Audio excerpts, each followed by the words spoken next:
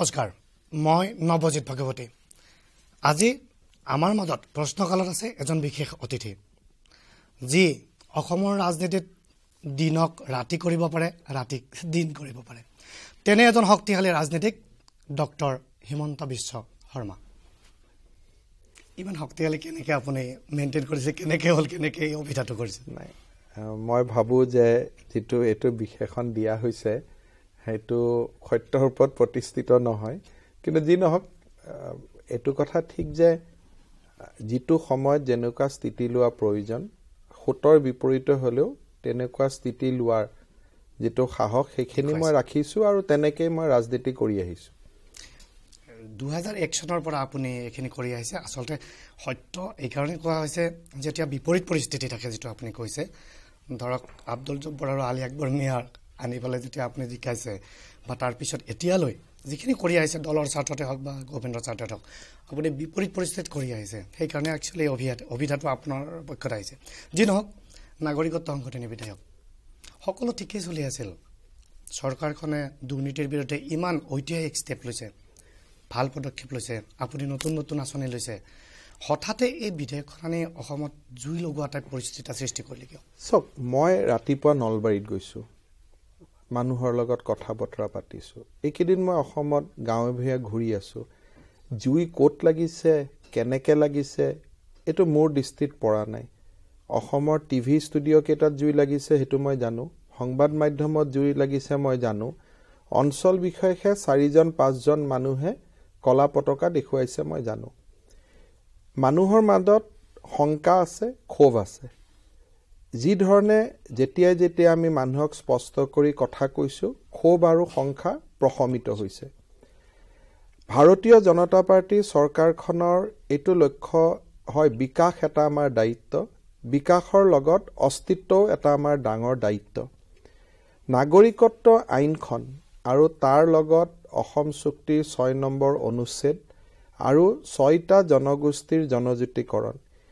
এই গোটেই কেইটাই অসমখনক খিলঞ্জীয়া লোকৰ এটা অভেদ্য দুৰ্গলৈ পৰিণত কৰিব তাৰ আগতে মই এটা কথা সুধি লৈছোঁ কৈছোঁ যে অসম বন্ধ যেতিয়া হৈছিল 8 জানুৱাৰী বৰাক উপত্যকা আৰু পাহাৰীয়া জিলা দুখনৰ বাহিৰে অসমত সৰ্বাত্মক বন্ধ হৈছে 23 অক্টোবৰৰ অসম বন্ধ তেনেকুৱা এটা বন্ধ এটা কালি নিউজ 18ৰ পৰা ঘোষণা কৰক বন্ধ নহয় যোৱাকালি অহাকালি আপোনালোকে এটা কাম কৰক যে বন্ধ কোনো সংগঠনে দিব নালাগে নিউজ 18ৰ পৰা বন্ধ এটা ঘোষণা কৰক অসমত হেতু বন্ধও হ'ব অসমত বন্ধই যদি গোটেই সমস্যাবিলাকৰ সমাধান কৰে যে যদি বন্ধ ইমানেই ভাল তেলে হেলমেট পিন্ধি মানুহে কিয় ৰাস্তা গাড়ী ভাঙিলে হেলমেটটো খুলি কিয় গাড়ী নাভাঙিলে তাৰমানে বন্ধ কৰা মানুহখিনিও জানে যে আমি যি কৰিছোঁ সেইটো সত্য আৰু সাহসৰ ওপৰত প্ৰতিষ্ঠিত নহয় গোৰ্খা জনগোষ্ঠীয়ে যোৱাকালি বন্ধ এটা দিছিল অসম বন্ধ কিন্তু নহল এতিয়া আপুনি বন্ধ দিলে কিন্তু বন্ধ নহয় গোৰ্খা জনগোষ্ঠীয়ে বন্ধ দিওঁতে গোৰ্খা জনগোষ্ঠীৰ অধ্যুষিত অঞ্চলত বন্ধ হোৱা নাই জানো কালি যদি মৰাণ জনগোষ্ঠীয়ে বন্ধ দিয়ে উজনিত বন্ধ হ'ব যদি মটক জনগোষ্ঠীয়ে বন্ধ দিয়ে উজনিত বন্ধ হ'ব যদি আহোম জনগোষ্ঠীয়ে বন্ধ দিয়ে তেতিয়ালে গোটেই অসমখনত বন্ধ হ'ব হয়তো বৰাক ভেলিত নহব গতিকে সদৌ অসম ছাত্ৰ সন্থাই বন্ধ দিলে বন্ধ হয় কিন্তু এইবাৰ ডাঙৰ কথাটো হ'ল যে সদৌ অসম ছাত্ৰ সন্থাই আগত বন্ধ দিলে য'ত বন্ধ নহৈছিল কলগেছিয়া খাৰুপেটীয়া দলগাঁৱতো বন্ধ হ'ল গতিকে গৱেষণা কৰিব লাগে সংগঠনবিলাকে যে হঠাৎ আমাৰ জনপ্ৰিয়তাটো কেনেকৈ বাঢ়ি গ'ল নহয় আছুক আচলতে আন দল সংগঠনে মই সেইটোকে কৈছোঁ যে আগত যেতিয়া আছুৱে বন্ধ দিয়ে তেতিয়া দলগাঁৱত বন্ধ নহয় খাৰুপেটীয়াত বন্ধ নহয় বৰপেটাৰ চৰত বন্ধ নহয় বাগবৰত নহয় জনিয়াত নহয় এইবাৰ সকলোতে বন্ধ হ'ল গতিকে আছুৱে ওলোটা এনালাইজ কৰিব লাগে যে আমাৰ জনপ্ৰিয়তাই হঠাৎ অসমৰ এক বিশেষ সম্প্ৰদায়ৰ আগুৰি থকা অঞ্চলবিলাকতো কেনেকৈ হঠাৎ আমাৰ জনপ্ৰিয়তাটো বাঢ়ি গ'ল এই যে ক্ষোভ শংকাৰ কথা আপুনি কৈছে এখানে মানুহৰ শংকাৰ ক্ষোভটো আপুনি কেনেদৰে এইটো একচুৱেলি যেতিয়া আমি মানুহক কৈছোঁ মানুহক কথাখিনি আমি বুজাব পাৰিছোঁ ক্ষোভ আৰু শংকাখিনি নোহোৱা হৈছে ক্ষোভ কিয় সৃষ্টি হৈছে কিহৰ কাৰণে নাগৰিকত্ব আইনখনৰ কোনো ধাৰা ক্লজ নোহোৱাকৈ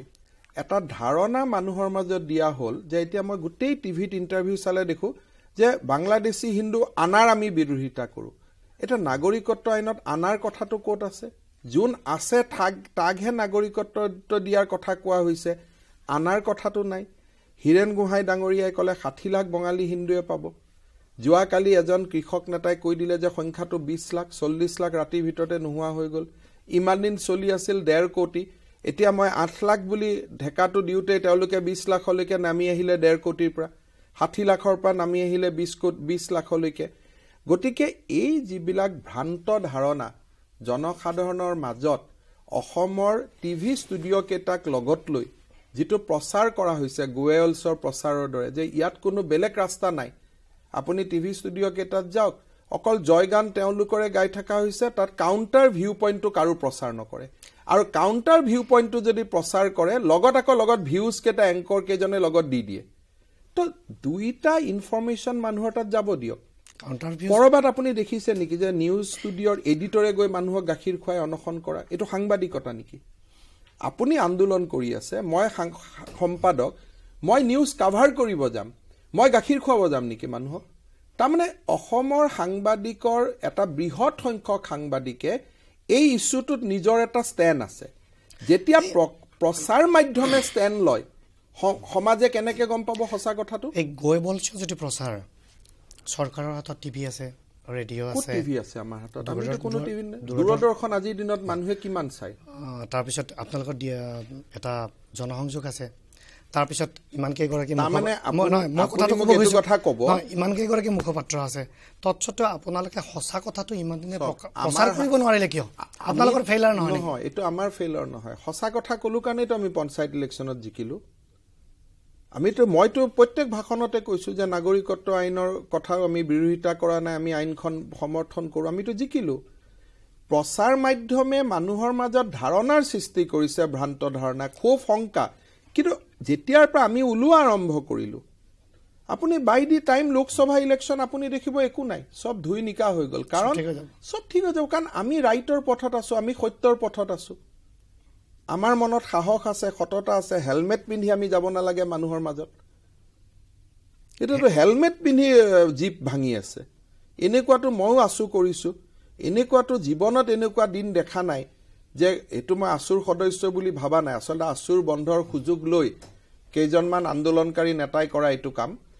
হেলমেট পিন্ধি গাড়ী ভাঙা, এইটোতো দীৰ্ঘদিনীয়া আছুৰ ইতিহাসৰ এইটো সাক্ষী নহয়। সেই ল'ৰাকেইজন কোন সংগঠন? সেই ল'ৰাকেইজন একেবাৰে, মইতো ভাবো যে এটা বিশেষ সম্প্ৰদায়ৰ ব্যক্তি আছুৰ প্ৰতিষ্ঠা নষ্ট কৰিবৰ কাৰণে আহিছিল, বদনাম কৰিব। কাৰণ নহ'লে হেলমেট পিন্ধি কিয় কৰা? হেলমেট খুলি ভাঙিব লাগে। মইতো আজিও ল'ৰা দুজনক কওঁ যে হেলমেট খুলি আহি সাহসেৰে থিয় হোৱা, হৈ কোৱা যে আমি ভাঙিছিলো। বেয়া কাম বুলি তেওঁলোকে জানিছে। বেয়া কাম নহয়, অপৰাধী মানসিকতা। আৰু অসমত অপৰাধী মানসিকতা থকা মানুহবোৰ কোন এইবোৰ আপোনালোকে জানে। These are with criminal mind. আপোনালোকে প্ৰচাৰ, আৰু এই ক্ষেত্ৰত আমাৰ এটা নগাঁৱৰ প্ৰশ্ন আছে, প্ৰশ্নটো লৈ লৈছো। মাননীয় মন্ত্ৰী ডক্টৰ হিমন্ত বিশ্ব শৰ্মালৈ মোৰ প্ৰথম প্ৰশ্ন হ'ল, আপুনি কংগ্ৰেছৰ শাসনকালত অসম চুক্তি ৰূপায়ণ মন্ত্ৰী আছিল। তেতিয়া আপুনি অসম চুক্তিক প্ৰতাৰণাৰ দলিল বুলি কোৱা নাছিল। এতিয়া আপুনি কেৱল সুসলনি কৰা নাই, আপুনি নাগৰিকত্ব সংশোধনী বিধেয়কখন আনি ৰাজ্যখনত অসমীয়া আৰু বাংলাভাষী মানুহৰ মাজত, বাংলাভাষী হিন্দুৰ মাজত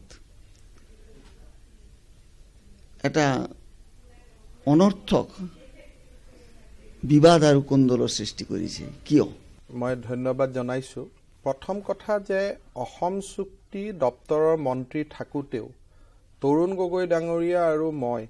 বৰাক ভেলীত গৈ সাহসেৰে সৈতে অসমৰ কাৰণে নাগৰিকত্ব আইনখন প্ৰয়োজনীয়, নাগৰিকত্ব আইন নাছিল তেতিয়া, যে হিন্দু বাংলাদেশীক অসমত নাগৰিকত্ব দিব লাগে, বাংলাদেশ আৰু পাকিস্তানত ধৰ্মীয় উন্মাদনাৰ বলি হোৱা ব্যক্তিসকলক অসমে আশ্ৰয় দিব লাগে। এই কথাটো কংগ্ৰেছ থকা দিনৰ পৰা, কংগ্ৰেছৰ মঞ্চৰ পৰা মই এই কথাটো কৈ আছিলো ইমানটোলৈকে আমি আগবাঢ়ি গৈছিলোঁ যে কংগ্ৰেছৰ পৰা আমি এটা উচ্চতম ন্যায়ালয়ত PIL দিব পাৰোঁ নেকি in favour of Bangladeshi Hindu মানুহখিনিক নাগৰিকত্ব দিব লাগে বুলি আৰু সোনিয়া গান্ধীৰ লগতো এই বিষয়ে আমি আলোচনা কৰিছিলোঁ অসমৰ বৰ্তমানৰ MP এজন তাৰ সাক্ষী গতিকে মই কোনো ষ্টেণ্ড বদলোৱা নাই কংগ্ৰেছ MP 2009 চনৰ পৰা এইটো ষ্টেণ্ড আমি লৈ আছিলোঁ আৰু যুগসংখ বাতৰি কাকতত আপোনালোকে মোৰ বহুত ইণ্টাৰভিউ পাব যে 2010-11 পৰাই মই কৈ আছিলোঁ যে এই মানুহখিনিক যদি আমি নাগৰিকত্ব নিদিওঁ অসমীয়া জাতি অসমৰ ৰাজনৈতিক অধিকাৰৰ পৰা 2021 ভিতৰত বঞ্চিত হৈ যাব 2011 চনৰ নিৰ্বাচনৰ আগত আপোনালোকে শিলচৰত 11ত কৈছিলোঁ 9ত কৈছিলোঁ 8ত কৈছিলোঁ কিন্তু আৰু এই অসম চুক্তিখন প্ৰতাৰণাৰ দলিল বুলি 1985 চনত সদৌ গুৱাহাটী ছাত্ৰ সন্থাৰ মঞ্চৰ পৰা মুনিন নবিছ মই শৈলেন দত্ত কোঁৱৰ আমি সকলোৱে চিঞৰি কৈছিলোঁ যিটো কথা আসুৰ যিকোনো লিডাৰক সোধক তেতিয়াতো আৰু টুইটাৰ ছ'চিয়েল মিডিয়া নাছিল সেইটো প্ৰসংগত আহিম মাত্ৰ এইটো কথা কৈ ল'বলৈ খুজিছোঁ 2011 চনৰ যিটো কথাটো আছিল তৰুণ গগৈ ডাঙৰীয়া এই অনুষ্ঠানলৈ আহিছিল তেখেতক মই সেই কথাটো সুধিছিলোঁ তেখেতে কৈছিল যে at the time of partition এই কথাটো কৈছিল যে কোনো কথা কোৱা নাছিল আপুনি তাৰ ইকনমিক্স টাইমছৰ ইণ্টাৰভিউ চাই লওক 2011 চনৰ যুগসংখ চাই লওক তৰুণ গগৈ ডাঙৰীয়াই অসত্যৰ আশ্ৰয় ললে মই অসত্যৰ আশ্ৰয় ল'ব নোৱাৰো মানে তেখেতে এটা ষ্টেণ্ডটো তেখেতে স্পষ্ট কৰি 2011 চনৰ আপোনালোকে যুগসংখ বাতৰি কাকত চাই লওক ডেট আছে সাম্প্ৰতিক সাময়িকী বাতৰি কাকত চাই লওক ইকনমিক টাইমছত তেখেতৰ ইণ্টাৰভিউ চাই লওক কেবিনেট অসম চৰকাৰৰ কেবিনেট ৰিজলিউশ্যন চাই লওক খালি এটা শব্দ তেওঁ কৈছিলে আমি হিন্দু কৈ আছো তেওঁ যিকোনো ধৰ্মীয় উন্মাদনাৰ বলি তাৰমানে তেওঁ মুছলমানকো ইনক্লুড কৰিছিল মই যেনিবা মুছলমানক ইনক্লুড কৰা নাছিল একেটা দলত থাকোতে দুইজনৰ মতবাদ তেতিয়া তেওঁ হিন্দু কৈছিলে কেবিনেট ডিসিশনটো যেতিয়া তেওঁ লৈছিলে তেওঁ যেহেতু এটা সেকুলাৰ দলত থাকা বুলি কয় তেওঁ কেবিনেট ডিসিশনটো ৰিলিজিয়াছ পাৰসিকিউশন কৰিলে মই ইমানটোলৈকে কৈছিলোঁ দিগ্বিজয় সিঙে বৰাক ভেলীত কৈ আহিলে যে আমি বঙালী হিন্দুক নাগৰিকত্ব নিদিওঁ বা আমি তেওঁলোকক নলওঁ দুদিন পিছত তৰুণ গগৈ বৰাক ভেলীত গ'ল তেওঁ ক'লে দিগ্বিজয় সিঙৰ কথা মই নামানো আমি দিম আৰু যিকোনো বৰাক ভেলী 2011 চনৰ নিৰ্বাচনৰ সময়ৰ বাতৰি কাকত মেলি চাই লওক আৰু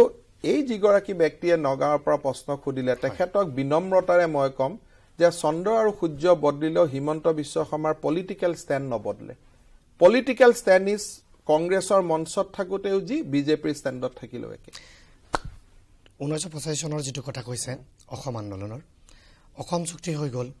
কিন্তু অসম চুক্তিৰ ৰূপায়ণ মন্ত্ৰী আপুনি আছিল না চুক্তিৰ ৰূপায়ণ মন্ত্ৰীটো মন্ত্ৰীয়ে দিয়ে কিন্তু চুক্তিৰ ৰূপায়ণ মন্ত্ৰী মানে মইতো শপত খাই ল'ব নালাগে চুক্তিখন মানি ল'ব লাগে বুলি আজি সংখ্যালঘু উন্নয়ন মই মন্ত্ৰী হলো সেই বুলি এইটোতো কৰিব নালাগে যে মই তুষ্টিকৰণ কৰিব লাগে এইটো এটা ডিপাৰ্টমেণ্ট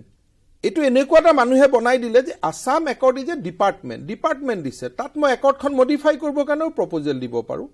কিয় নিদিলে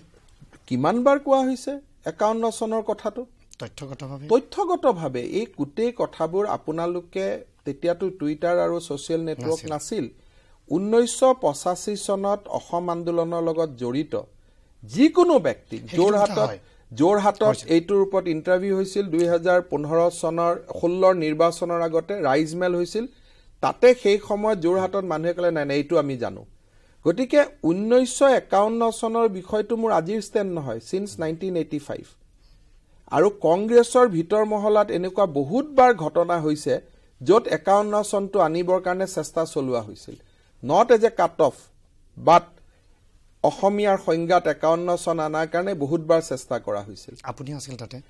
এতিয়া চাওক কিছুমান আপুনি যদি মোক প্ৰমাণ খোজে মই এইটো প্ৰমাণ দিব নোৱাৰো কিন্তু পাৰিপাৰ্শ্বিক এনেকুৱা বহুত ঘটনা হৈছিল যোনে আমাক 51 চনলৈকে লৈ গৈ আছিল যিটো বিধানসভাটো আপোনালোকে স্পিকাৰৰ ইনিচিয়েটিভো দেখিছিলে আৰু কংগ্ৰেছৰ মঞ্চৰ পৰা এই কথাবোৰ কৈ থকা হৈছিল আৰু হিন্দু নাগৰিকত্বটো নতুন কথা নহয় কংগ্ৰেছে এটো কিয় বিৰোধ কৰিছিল প্ৰণৱ গগৈ কংগ্ৰেছৰ মানে তৰুণ গগৈ ডাঙৰীয়াৰ কথাটো হ'ল যে তেওঁ এটা স্থিতিত থাকিব নোৱাৰে তেওঁ এতিয়া তেওঁৰ বৰ্তমান স্থিতি কি মইতো আচৰিত হওঁ যে অসমৰ মানুহে তেওঁক প্ৰশ্ন নুখুধে সিদিনাখন তেওঁ গৈছে দীঘলী পুখুৰী পাৰত কৈছে নাগৰিকত্ব বিল হ'ব নালাগে কিন্তু তেওঁ কি বিচাৰিছে যে 2014 চনলৈকে হিন্দু মুছলমান সকলো নাগৰিক হ'ব লাগে সুস্মিতা দেৱে কি বিচাৰিছে 2016 লৈকে হিন্দু মুছলমান সব নাগৰিক হ'ব লাগে এটা অসমৰ মানুহে কংগ্ৰেছক বয়কট কৰা নাই বিজেপি কলা পতাকা দেখাই আছে আৰে আমিতো আধা কৈছো কমসে কম হিন্দুৰ কথা কৈছো তেওঁলোকেতো হিন্দু মুছলমান দুইটাৰ কথা কৈছে আৰু এইটো মোৰ পলিটিক্যাল ষ্টেণ্ড সদায় ক্লিয়াৰ ইয়াত কোনো দিমত থাকিবই নোৱাৰে আমি জ্যোতিৰ্ময় জানাৰ আৰু প্ৰশ্ন আছে আমি নেক্সট প্ৰশ্নটো লৈ লৈছো যে ভাৰতবৰ্ষত যদি নাগৰিকত্ব সংশোধনী বিধেয়কখন গৃহীত হয় তেতিয়াহ'লে বাংলাদেশখন এখন ধৰ্মীয় ৰাষ্ট্ৰ বা থিঅক্ৰেটিক ষ্টেটত পৰিণত হোৱাৰ আশংকা আছে কি ক'ব এটা তেখেতৰ মতে মই বাংলাদেশৰ কথা চিন্তা কৰিব লাগে এটা বাংলাদেশ থিঅক্ৰেটিক ষ্টেট হ'ব বাকি আছে নেকি নহয় তেখেতে মই বাংলাদেশত যোৱা দুটা কথা প্ৰথম কথা এই বিলখন ধৰ্মৰ ভিত্তিত আনা হোৱা নাই আমিহে ইয়াত হিন্দু নাগৰিকত্ব কৈ আছো তাত কৈছে হিন্দু শিখ খ্ৰীষ্টান বৌদ্ধ পাৰ্চী সকলো তাত কোৱা হৈছে religious minorities of Bangladesh Pakistan and Afghanistan এটোতো ধৰ্মৰ ভিত্তিত নহয় তাত খালি এটা ধৰ্ম বাদ দিয়া হৈছে because they are religious majority in that state গতিকে this is a secular act অসমত বাংলাদেশী হিন্দু হিন্দু হিন্দু সেই শব্দটো কৈ আছে কাৰণে এনেকুৱা লাগিছে যে এখন হিন্দুৰ বিল কিন্তু তাত অকল হিন্দু নাই হিন্দু বৌদ্ধ খ্ৰীষ্টিয়ান পাৰ্চী আৰু এতিয়া কোৱা হৈছে যে তাৰ পৰিণাম জানিব লাগে তাত পৰিণাম কি জানিব লাগে ইমান দিনটো 12 বছৰ থাকিলে নাগৰিকত্ব পায়ে আছিলে 12টোহে 6 কৰা হ'ল টাইমটো বঢ়াই দিয়া হ'ল 2000 আগত 12 আছিলে এতিয়া 6 হ'ল এতিয়া কৈছে যে বাংলাদেশৰ পৰা যদি বিলখন হয় বাংলাদেশখন থিঅক্ৰেটিক ষ্টেটত পৰিণত হ'ব বাংলাদেশে অলৰেডি ইছলামিক ৰিপাব্লিক বুলি নিজক ডিক্লেয়াৰ কৰা হৈ গ'ল যেতিয়া জেনাৰেল জিআই মিলিটাৰী আনিলে এৰছাদৰ সময়টো মিলিটাৰী হ'ল basically general GI constitution amendment কৰি ক'লে যে Bangladesh will be Islamic Republic so তাত থিঅক্ৰেটিক ষ্টেট হবৰ বাকি হৈ থকা নাই শেখ হাসিনাই বদলালে নাই বদলা কোনেও বদলাব নোৱাৰে it is a Bangladesh is a Islamic Republic secular বুলি তেওঁলোকে কৰিছে কোনো ক'ব নোৱাৰে বাংলাদেশৰ কনস্টিটিউশন চাওক দে আৰ ইছলামিক ৰিপাব্লিক কিন্তু শেখ হাসিনাৰ দিনত তেওঁলোকে সেকুলাৰলৈকে আহিছে এই মানুহবিলাক ইনফৰ্ম নহয় ডাঙৰ সমস্যা হৈছে কথা বতৰা পাতো তেখেতক বুদ্ধিজীৱী যেন লাগি আছে but he is not inform প্ৰবলেমটো হৈছে অসমত এইটো আইদাৰ হি ইজ ইনফৰ্ম কিন্তু তেখেতে এটা এজেণ্ডা লৈ আছে যে মানুহক বিপথে পৰিচালিত কৰিব লাগে প্ৰথম কথা এই বিলখন সেকুলাৰ বিল কাৰণ ইয়াত খ্ৰীষ্টান ইজ ইনক্লুডেড বৌদ্ধ is included Sikh is included religious minority of Bangladesh Pakistan আজি আমি অসমত মাইনৰিটিৰ আঁচনি লওঁ তাৰ মানে আমিতো ধৰ্ম নিৰপেক্ষতাটো এৰুৱাই নিদিও religious minority of those states তাৰ মানে এখন ধৰ্ম নিৰপেক্ষ দ্বিতীয়তে কৈছে বাংলাদেশখন থিঅক্ৰেটিক হৈ যাব আৰে Bangladesh has already declared themselves as a Islamic republic যেটো ধৰ্ম নিৰপেক্ষ বিলখনৰ কথা কৈছে তাত ধৰ্মকেইটা কিয় উল্লেখ কৰিব লগা হ'ল ধৰ্মকেইটা এইকাৰণে উল্লেখ কৰিবলগীয়া হৈছে নহলে ৰিলিজিয়াছ মাইনৰিটি বুলি যদি আমি কৈ দিওঁ ধৰ্মীয় বিল বুলি কৈ দিব ধৰ্মীয় বিল বুলি অবভিয়াছলি নকয় অসমত এতিয়া ভাৰতত যে আমি সংখ্যালঘুৰ কাৰণে আঁচনি লওঁ তাৰমানে আমি কি মাইনৰিটি ষ্টেট হৈ গ'লো নেকি গোটেই ধুনীয়াকৈ কোনো কনফিউজন নোহোৱাকৈ 8টা ধৰ্ম তাত 6টা ধৰ্ম লিপিবদ্ধ কৰা হৈছে ইয়াতকৈ ধৰ্ম নিৰপেক্ষতাৰ প্ৰতীক কি হ'ব পাৰে তাৰমানে তেওঁলোকে ইনডাইৰেক্টলি শব্দটো কি কৈ আছে তেওঁলোকৰ কথাখিনি আপুনি 1 to 1 কৰি চাব এওঁলোকে কৈছে যে তোমালোকে মুছলমান নামটোনো কিয় সোমাই নিদিলা ইনডাইৰেক্টলি তো হেতু কৈ আছে নহয় যে যদি তোমালোকে যদি মুছলমানটো সোমাই দিলাহেঁতেন আমি সন্তুষ্ট হৈ গ'লোহেঁতেন কংগ্ৰেছৰ ষ্টেণ্ডটো হেতুৱে এখেতৰ বক্তব্যটো এইটো যে ধৰ্মীয় বিল আনাৰ আপুনি কি ইম্পেক্ট হ'ব পাৰে জানে তাৰ মানে তোমালোকে হিন্দু বৌদ্ধ খ্ৰীষ্টান আনিলা লগত মুছলমানটো সোমাই দিয়া লেঠাটো মৰি গ'লহেঁতেন ইনডাইৰেক্টলি তো হেতু কৈ আছে নহয় গতিকে কিমান বুদ্ধি কৰি আছে চক কেনেকে অসমখনক ধ্বংস কৰিব পাৰে আৰে তোমাৰ কি আপত্তি আছে ধৰ্ম নিৰপেক্ষ বিল নহয় যদি এই সন্দৰ্ভত আমাৰ প্ৰশ্ন এটা আছে না মই কথাটো কৈছো মানুহখিনি কিমান এটা বুদ্ধি কৰি চলাই আছে বিলখন সেকুলাৰ নহয় তাৰ মানে সেকুলাৰ কৰাৰ স্বাৰ্থত মুছলমানখিনিকো খুলি দিব লাগিছে মানে আপুনি এটো ক'ব খুজিছে নেকি যিমানখিনি মানুহে বিলখন বিৰোধ কৰি আছে জানা মানুহখিনি বৰ সাংঘাতিক বিৰোধিতা কৰি আছে কিয় বিৰোধিতা কৰি আছে মই কওঁ অসমত আজিৰ দিনত হিন্দু পপুলেশ্যন হৈছে সেন্সাছত 61 আৰু মুছলিম পপুলেশ্যন হৈছে সেন্সাছত 34 এই মানুহখিনি যদি হিন্দু বাংলাদেশীখিনি যদি অসমৰ পৰা আঁতৰি যায় Hindu population will be 58%. Next সেন্সাছত বাই 2021 উইল বি 54%. তাৰমানে এই মানুহখিনিয়ে এটা বিশেষ 54% হ'ব 2011ত আছে 61.49. এতিয়া এই যদি অখিল গগৈৰ কথা মতে মই 20 লাখ ধৰিছো মোৰ মতে 8 লাখ ধৰি ললো 20 লাখ মোৰ মতে 8 লাখ 20 লাখ ইজ 3 কোটিৰ কিমান অলমোস্ট 8%. যদি 8% আঁতৰি যায় তাৰমানে 61 মাইনাস 8% আপুনি কিমান হল 53 আৰু যেটো গ্ৰোথ 2021ত 3% আপোনাৰ এনেও কমিব হিন্দু তাৰমানে 2021ত ইউ উইল বি 50-50. এই গুটেই এটা সম্প্ৰদায়ৰ ভৰিত যাতে অসমীয়া মানুহবিলাক পৰি যাব লাগে কাৰণ these are 8%. মোৰ মতে 8 লাখ তেওঁৰ মতে 20 লাখ 20 লাখ হলে 8% মোৰ মতে হলে 4%. So 4 আৰু 8 যদি এবাৰ নোহোৱা হৈ যায় অসমৰ নেক্সট সেন্সাছৰ পৰা আপুনিতো ইয়াত you become religious minority. Today আজি Muslim is the biggest community in Assam biggest largest অসমীয়া আমি কৈ থাকো অসমীয়া মুছলমান হিন্দু আমি বিগেষ্ট কমিউনিটি নহয় বংগভাষীয় মুছলমান হৈছে আজি largest single community in Assam আটাইতকৈ ডাঙৰ ধৰ্মীয় জনগোষ্ঠী. এই মানুহখিনি যদি ওলাই যায় তেওঁলোক আটাইতকৈ ডাঙৰ ধৰ্মীয় জনগোষ্ঠীয়ে নহব সংখ্যা গৰিষ্ঠ জনগোষ্ঠীত পৰিণত হ'ব. এনআৰসিখন কিয় কৰা হৈছে এনআৰসিখন নহলগৈ নহয় কিয় এতিয়া এনআৰসিখন ধুবুৰ এতিয়াতো কালিতো আসল তথ্য কৈ দিলে কৃষক নেতাজনে যে এনআৰসিত 20 লাখ হিন্দুৰ নাম নাই বঙালী হিন্দুৰ নাম নাই 2 লাখ অসমীয়াৰ নাম নাই 22 লাখ হল 2 লাখ আমাৰ কোচ ৰাজবংশী বিহাৰী মাৰুৱাৰী গুৰখাৰ নাম নাই তাৰ মানে এনআৰসি খনে 14-15 লাখহে বংগীয় মুছলমান মানুহক আইডেন্টিফাই কৰিলে. এই কথাটো মই সদায় কৈ আছো যে দল সংগঠন বিলাকে লাগিব লাগে কামৰূপ মেট্ৰত এনআৰসিৰ পৰা নাম বাদ পৰিলে 16%, ধুবুৰী গোৱালপাৰাত বাদ পৰিলে 6 to 8%. তাৰ বিৰুদ্ধে কোনেও নামাতে. চৰকাৰ আপোনালোকৰ আছে চৰকাৰকতো সুপ্ৰিম কোৰ্টে হাতগীত হলে যে আপোনালোকে আপোনালোকে কৰে কোনো ক'ব না. ৰঞ্জন গগৈ আৰু নাৰীমেনৰ দণ্ডাধীশে খণ্ড আদালতে নিৰ্দেশ দিছে যে অসম গভৰ্ণমেণ্টে এনআৰসিত একো কৰিব নোৱাৰে আৰু সেই নিৰ্দেশটো দিয়াৰ পিছত দল সংগঠন বিলাকে আদৰণি জনালে যে আমি ভাল পালো. যেতিয়া মুখ্যমন্ত্ৰী সৰ্বানন্দ সোণোৱালে কলে যে ড্ৰাফটখন মই 31 তাৰিখে কৰিম তেতিয়া দল সংগঠন বিলাকে উচ্চতম ন্যায়ালয়ত আপত্তি কৰিলে যে অসম গভৰ্ণমেণ্ট কিয় সোমায়. তেতিয়া উচ্চতম ন্যায়ালয়ে কলে যে অসম গভৰ্ণমেণ্ট সোমাব নোৱাৰিব. ইমানলৈকে উচ্চতম ন্যায়ালয়ে কলে যে অসম গভৰ্ণমেণ্টে প্ৰতীক হাজালাক মাতিবও নোৱাৰিব কথাও সুধিব নোৱাৰিব. আমাৰ পাৱাৰ নাই. এটোতো সত্যৰ ওপৰত মই কোৱা প্ৰত্যেক কথা সত্যৰ ওপৰত প্ৰতিষ্ঠিত. কাৰ পাৱাৰ আছে দল সংগঠন তেওঁলোকেতো এটা প্ৰতিবাদ নকৰে. দল সংগঠনক পাৱাৰ দিয়া নাই. দল সংগঠন খোলা নহয় তেওঁলোকৰ ওপৰতো বাধ্যবাধকতা নাই. সুপ্ৰিম কোৰ্টে কলে যে let organisation speak anything but no Assam government and coordinator. আমি এনআৰসিৰ এই বিষয়ত আকৌ আলোচনা কৰিম.